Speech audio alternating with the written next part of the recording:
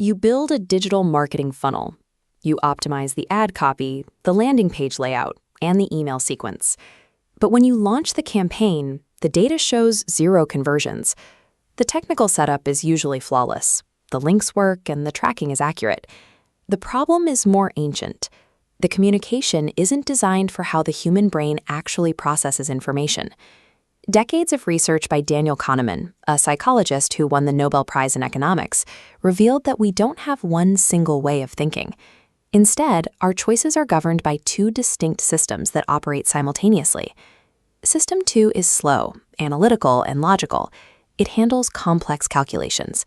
Marketing directs its arguments here, assuming a rational agent. But most choices are initiated by System 1. It processes information in milliseconds, deciding before the logical mind is aware. System 1 evaluates, filters, and decides. System 2 only arrives later to provide a logical justification for the choice the emotional brain already made. To secure a sale, the emotional brain must be persuaded first.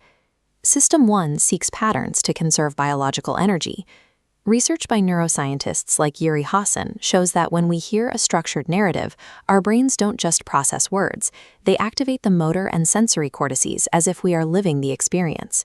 This makes narrative the most efficient way for System 1 to map new information. Most brands fail here because they center their stories on themselves.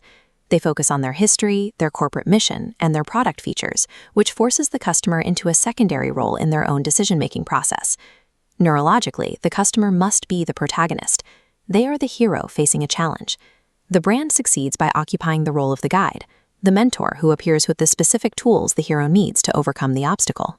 This structure works because it mirrors the way we evolved to learn.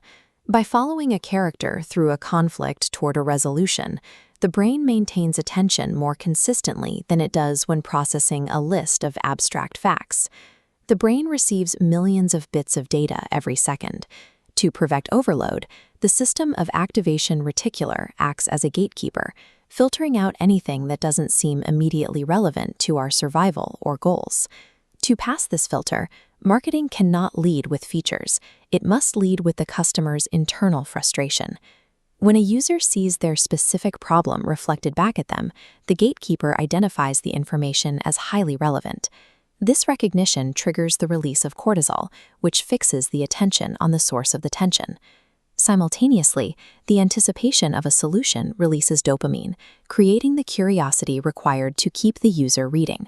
We see this in eye tracking data. A user's gaze skips over logos and generic slogans, instead locking onto text that describes the specific pain they are currently feeling. Success at the top of the funnel isn't about being loud. It is about creating a chemical response by proving you understand the client's problem better than they do.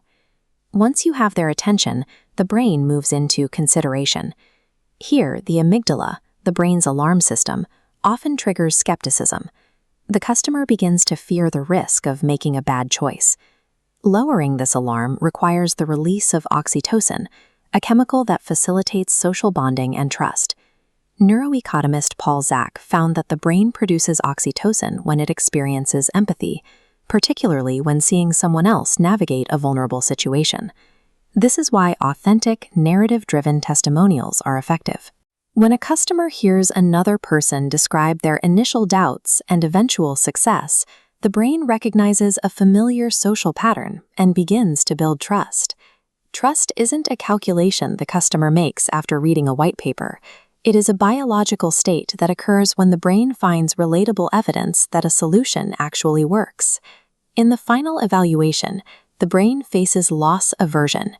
This is the biological reality where the pain of losing resources weighs twice as much as the potential joy of gaining them. This often leads to paralysis. To overcome this, the messaging must help the brain visualize the specific future after the purchase. This mental simulation reactivates dopamine, shifting the focus from the cost of the action to the anticipation of the reward. At this stage, you must remove points of friction. Confusing pricing or long forms increase the cognitive load, which the brain interprets as a signal to stop. A single clear call to action reduces the energy required to finish the journey, A conversion happens when the biological effort required to say yes is finally lower than the energy required to stay in the current frustrated state.